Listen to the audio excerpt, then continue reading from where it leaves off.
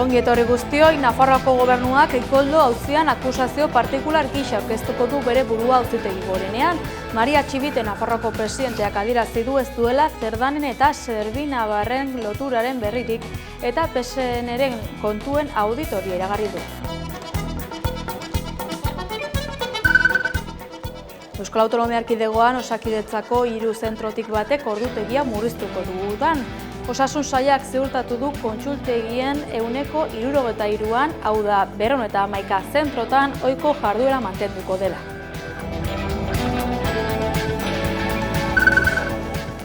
Argitara atera dute Siden horrek 1000 tonatik gora altzairu saldu dizkiola Israelgo armagintza enpresa bati. Irlandako Deditz edabideak ezagutarazi duenez, 2024ko abuztutik 1207 tona altzairu Israelgo IMI System armagintza enpresari eman dizkio Siden horrek.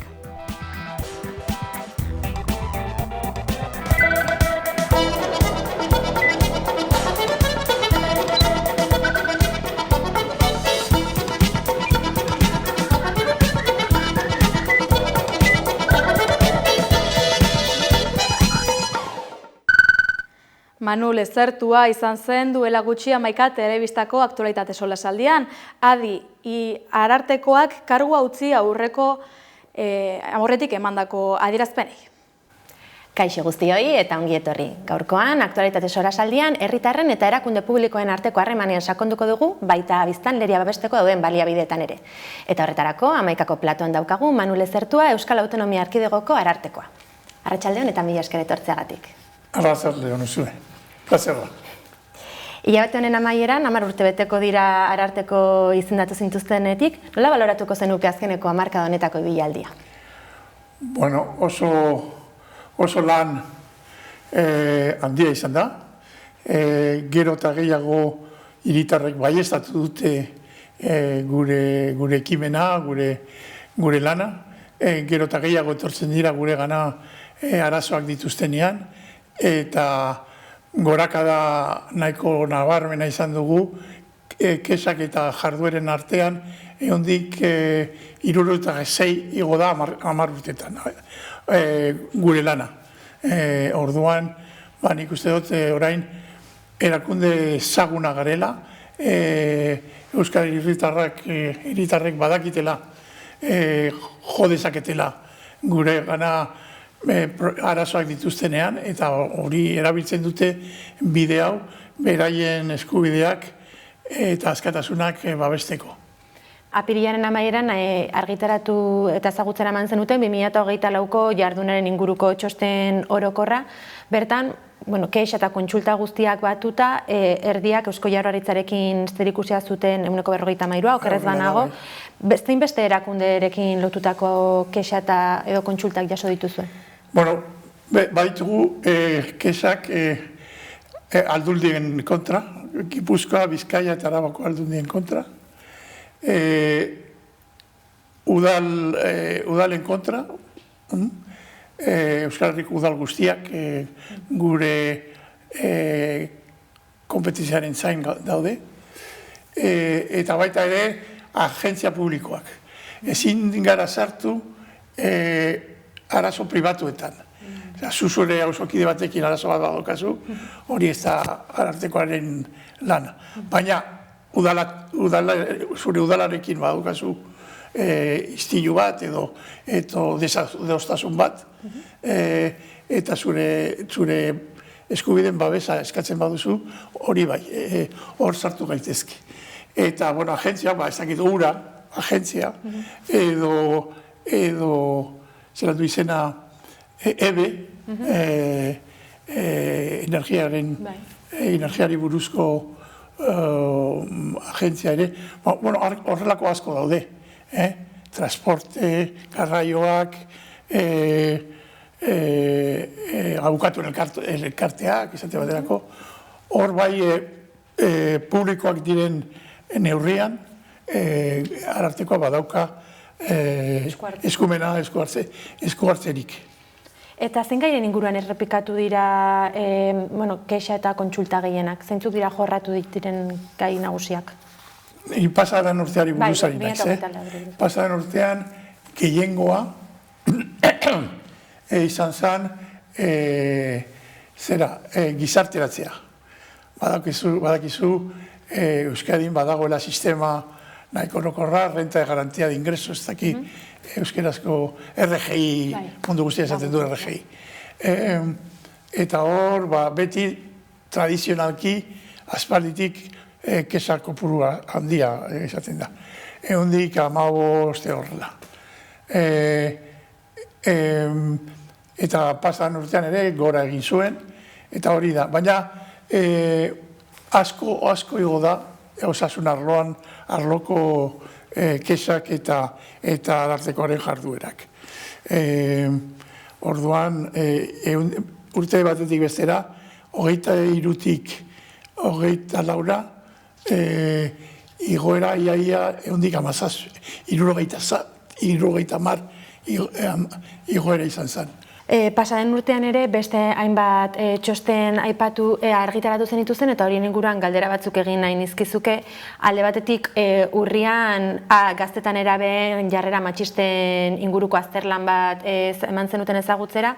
Eta bertan besteak beste aipatzen zen emakume gazteak gerozta feminista gota zutela euren burua, baina gizon gazteen tendentzia bazirudien kontrakoa zala, hau da maskulinitate rol tradizional horrekin lehena baino gehiago identifikatzen zirela.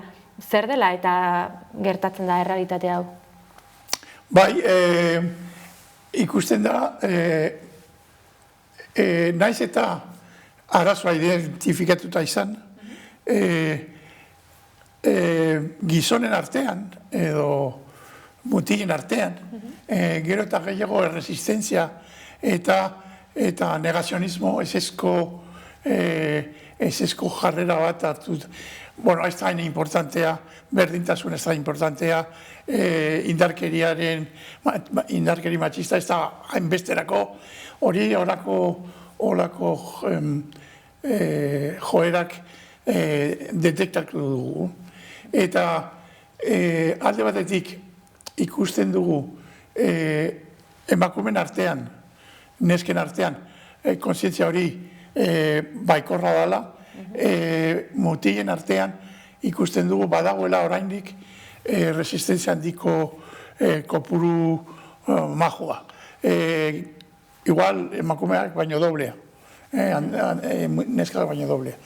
Orduan, ikusten ari gara beste metodoak erabili behar dira berdintasunerako mezua ailegatzeko mutien gana, Euskal Herriko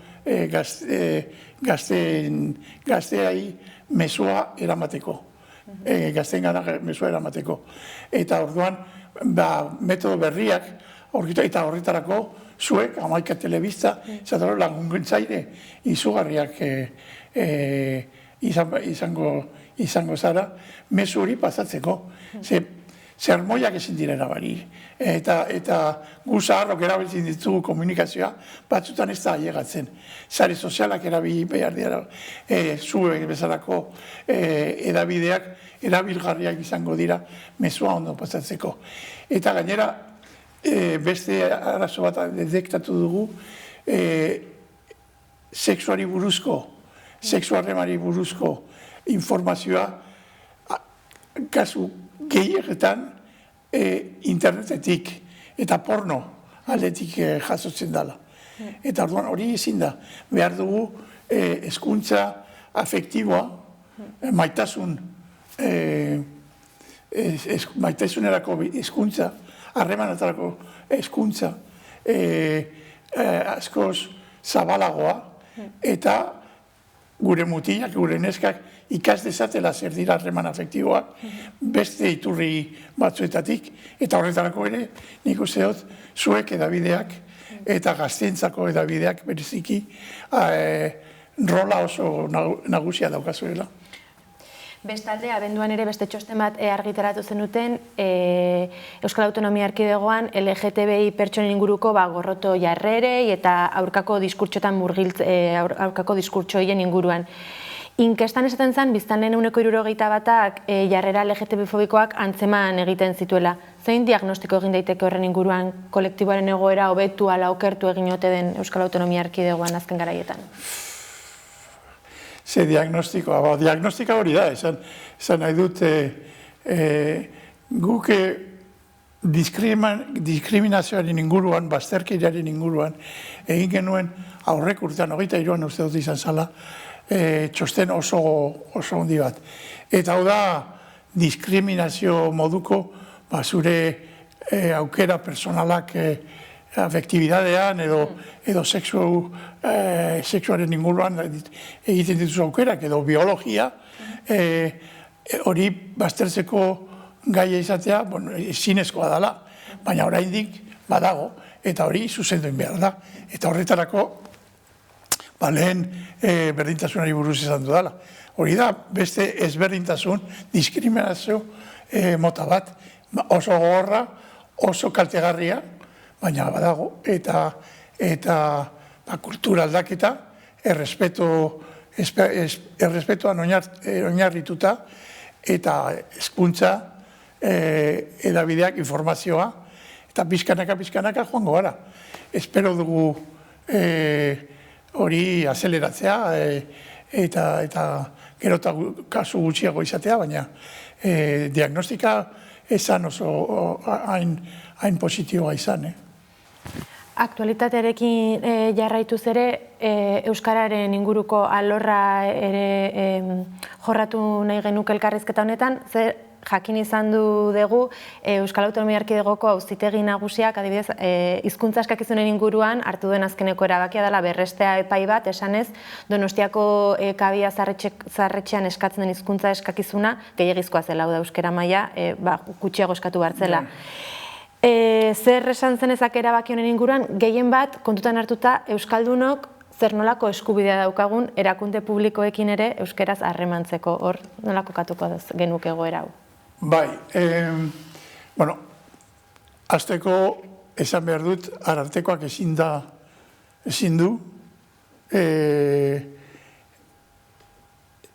sartu epaien erabakitan guk esateko bai onak edo txarrek diren. Ez da gure lana, eta gainera legeak dio Arartekoak ezin duela epaitegitako sententziak eta erabakiak aztertu edo kritikatu. Orduan, ni ez dut esango ezer epaitegiak esan sententzia hori ona edo txarra da. Nik bakarrik esaten dut gauza bat. Legeak dagoen bezala, ziurtatu behar du, bakoitza nahi duenean, administrazio batekin harremanetan jartzen danean, euskera edo espainola erabiltzeko. Eta hori ziurtatu behar da. Orduan, horretarako, administrazioak izan behar du personala arreta euskeraz emateko. Eta ezin da onartu, eta nik ez dut onartzen. Jendea badoa zerbitzu publiko batera, eta euskera sartatua nahi du, eskatzen badu, eta es que aquí no hay nadie que hable euskera. Pues tiene que haber. Eta horretarako selekzio prozesuak, eta heziketa, eta tresnak egon behar dira, arreta persona guztiak hartatzeko euskeraz. Datorren astean uste dut, atarako dut artikulu bat honetaz, prentzan, Euskal Administrazioak euskalduntzeko prozesu bat izan da, pizkanaka, 40 urtea da matzago, eta orain identifikatuta dauden euskeraz behar dituzten postuak, behar duten lanpostuak, langile euskaldunak bete behar dutela. Hori legean dago. Ez da nire asmakizun bat, eta euskeraz arreta emateko langile euskaldunak behar dira. Eta nik uste dut bidezkoa dela horretarako langile euskaldunak hautatzea zenbait lanposturako. Gero, beste lanpostuta bat dalako ez dela behar? Bueno, igual bai, baina nire kezka momentu honetan da, zelan betetzen da euskal legea. Eta Euskal Legea dio, zu edozein momentuan, edozein administraziora jotzen baduzu, Euskal Administrazioa, euskeraz egiteko eskubidea dakazula. Eta orduan, hori eskatuko diot nik aldudan guztia, aukera guztietan Euskal Administrazioei. Izan ditugu kasu pare bat, pasadan urtean ez, urtearen hasieran, ez pasadan urtean, abenduan izan zen. Kasuak poliziarekin. Donostian oso kasu gogorra izan genuen, baina azkenean Eusko Jaurlaritzak onartu zuen guke esandakoa, eta gainera badirudi indartzen ari dela formakuntza euskeraz arkauten esate baterako. Hori ondorio bat izan da. Baina sailburuak idatzi zidan, esan ez onartzen zuela, eta neurriak hartuko dituela, edozein patruian, edozein taldean baten bat egoteko, eta zu hartatua nahi baduzu hartatua izan euskeraz, aukera hori izateko, hori zure eskubidea da. Gaurkoan hemen utziko dugu gure elkarrezketa, Manu Lezerto, mila esker Amaikara etortzeagatik. Mila esker zuei eta zuen lana eskubideen alde ere oso importantea da, eta eskartzen dizut. Albistei dagokionez, memoria eta justiziari loturik abiatuko gara gaurkoan, San Ferminak 1978 gogoan eta martxoak 3 taldeek Espainiako estatuari biktimea aitortza ofiziala eskatu diote. Martxoak 3 eta San Ferminak 78 gogoan taldeek justizia eskatu dute 1976ko martxoaren 3an Gasteizen eta 1978ko San Ferminetan Iruñan izandako biktimentzat eta Espainiako estatuari exigitu diote bere erantzunkizun zuzena onar dezan. Estatu espainolak bere erantzunkizuna aitortzea. Bi elkarteek adierazi dutenez, biktimen aitorpena ezinbestekoa bada ere, benetako justizia, egia, ordaina eta ez errepikatzeko bermeak ere beharrezkoak dira. Espainiako gobernuari dei egin diote zigorgabetasunarekin amaitzeko eta giza eskubideen urraketen aurrean ardura instituzionala hartzeko. Espainiako zigorgabetasuna eredu jasanezina salatzen dugu beste behin. Memoria demokratikoaren 20/2022 legea baliatuta, Tarragonan, Basaurin, Donostian eta beste hainbat tokitan gertatutako hilketak ere barne hartu dituzte eskaerek. Lege horrek errepresioa jasan zutenen memoria eta erreparazio morala jasotzen ditu. Eta haren bidez dagoeneko 40 aitortza eskari izapidetu dituzte. Elkarte memorialistetako kidek nabarmendu dute, hala ere askoz gehiago direla Espainiako segurtasun indarrek urte horietan hildakoak, zaurituak eta torturatuak.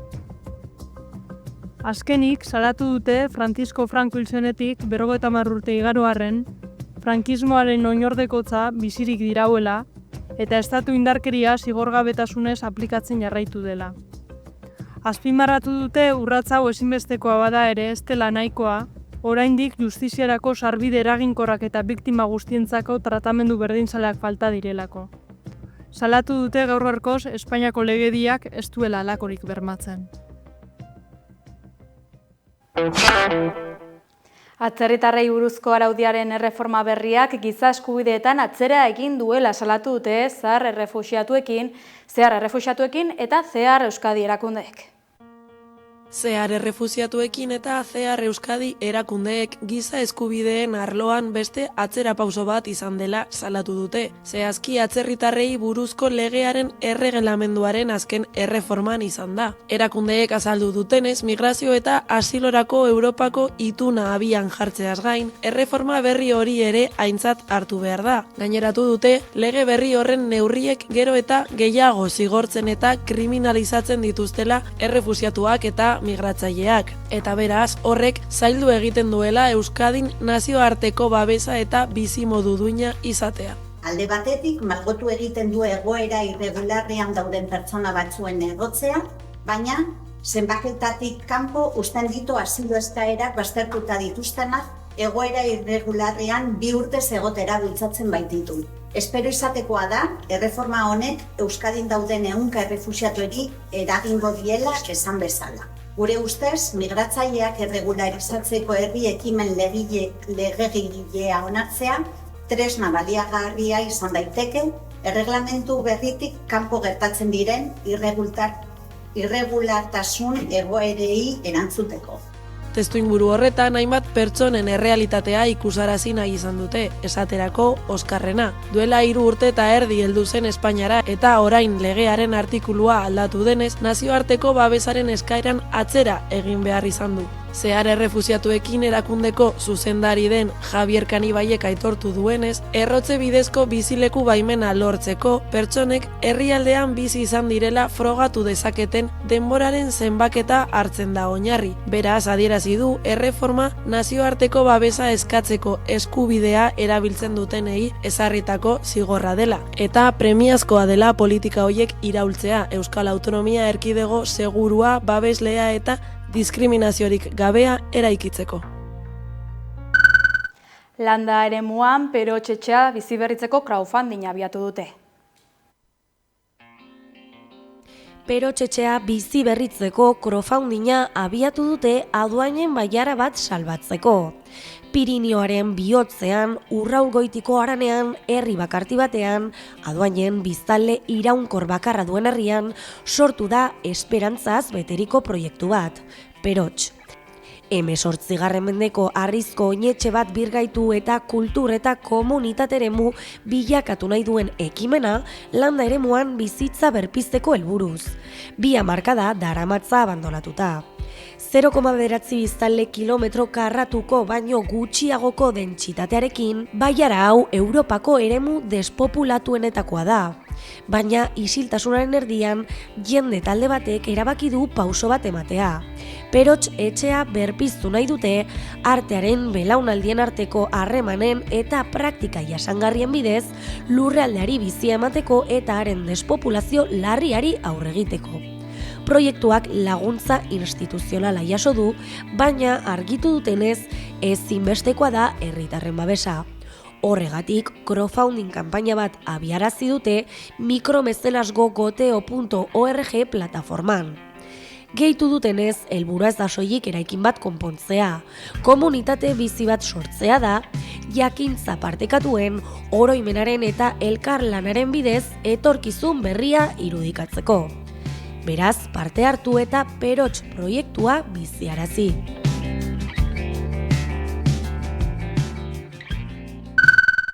Ingurumen alorrean jarraiki, ekologistak martxanek bandera beltzak jarri ditu Superportuan, Urdaiban, Getarian eta Txingudin.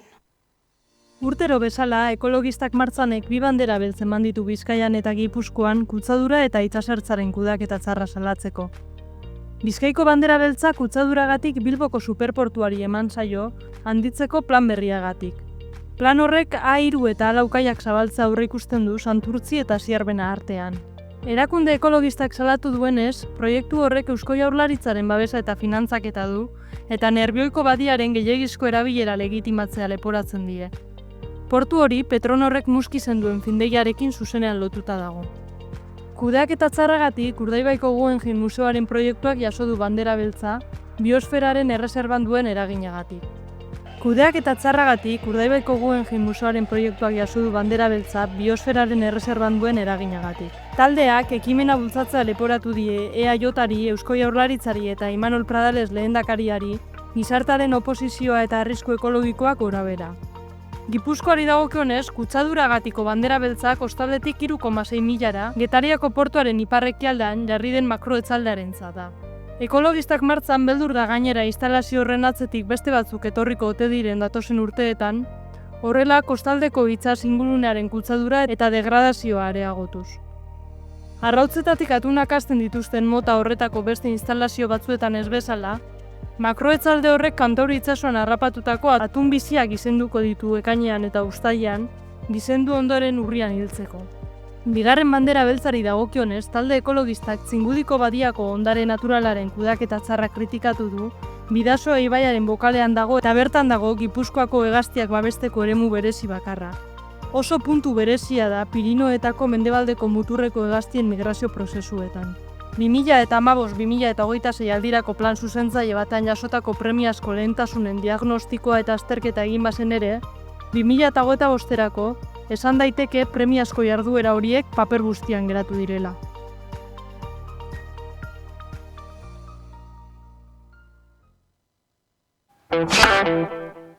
Langilei begira, Hego Euskal Herriko gutxieneko soldata propio baten aldeko mozioa aurkeztu dute 56 enpresetako langileen ordezkariek.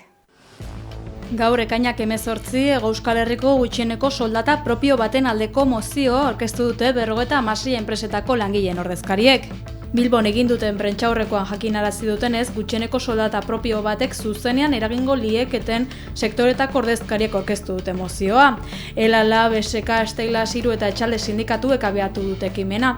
Hego Euskal Herriko langile guztientzat soldata duin eta erreal bat ezartzeko asmoz. Eusko Jaurlaritzaren arabera urtean 1.654 euro baino gehiago, hilean 1.654 euro baino gehiago kobratu beharko lirateke, gutxieneko ongizate bat eduki ahal izateko. Gutxieneko horretara ez dira iristen Arabako Zarregoitzatako langileak, Amazoneko langileak, Uberreko langileak, Gasteizeko lorazainak, garbitzaileak, hoteletako langileak. 55 enpresetan mozioak aurkeztu ditugu gutxieneko soldataren alde lan egiteko. Abiatu dugun ekimenarekin bat eginez, sinadura bilketa enpresa horietan hartzeko konpromisoa hartuz, baita ere patronala interpelatuz negoziazio mailan eser dadin, lanbide-arteko akordio baterako negoziazio mailan eser dadin, gobernuak, Eusko Jaurlaritza eta Nafarroako gobernua ere interpelatuz eta eskatuz ekimen legegilearekin bat egin eta babes dezan. Nabarmendu dutenez, gutxieneko soldata propio batek gizartean lan baldintza okerrenak dituzten sektorei eragingo liekete bereziki. Gure bizitza sostengatzen duten sektoreak direla ohartarazi dute, horietako asko feminizatuak, migratutako pertsonez osatuak, aniztasun funtzionala duten langileak dauden esparruak eta langile gazteak lanean ari diren enpresak. Langileen lan eta bizi baldintzak hobetuko dituen burujabetza ariketa modura aurkeztu dute ekimena. Horretarako bi bide abiatuko dituztela jakinarazi dute. Dakizuen bezala, bi bide ari gara lantzen, batetik lanbide arteko akordioa, patronalarekin egineko gendukena, oraingoz patronalak atea itxi dion bidea da, eta bestetik, herri ekimen legegilearen bidez, eskumenak lortzeko bidea, hemen bertan gutxieneko soldata ezarri ahal izateko. Adierazitakoak kontuan izanik, gutxieneko soldata propioaren aldeko ekimenetan parte hartzera eta herri ekimen legegile baten aldeko sinadurak biltzera dei egin dute, horrela patronalari presio egin eta negoziazio mahaira bueltatu dadin. Gaurkoan, 58.280 replay kantarekin agurtuko gara, ongi izan eta bihar arte.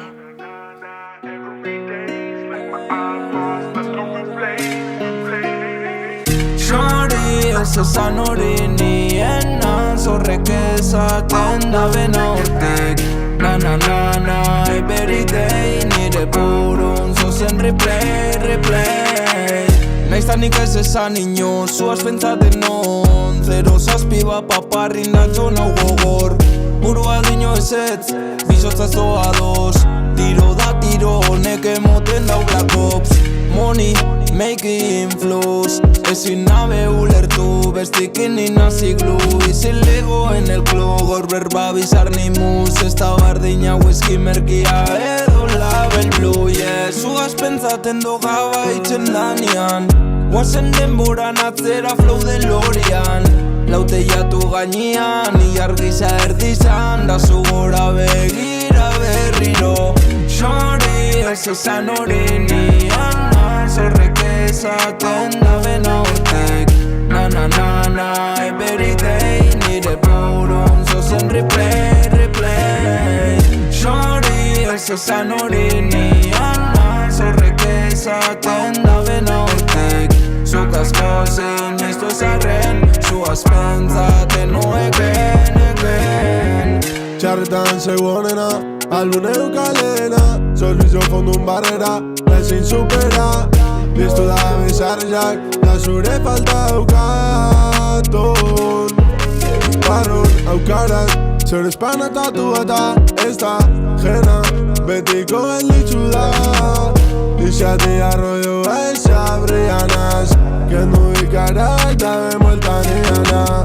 Maitxeo zere begizen diztira, nire lastanak Gauzak edo nontzat ez dira geratuko nazen zuri begira bete Shorty, ez esan hori nian zorrek ezaten da bena hortek Na na na